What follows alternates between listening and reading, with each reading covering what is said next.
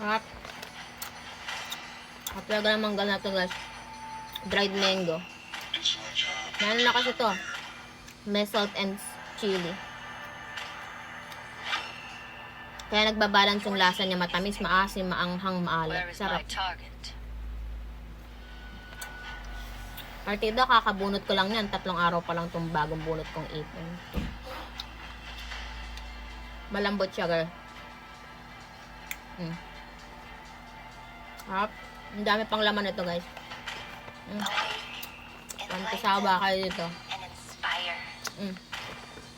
Ang dami niya, no? Harap. Ay.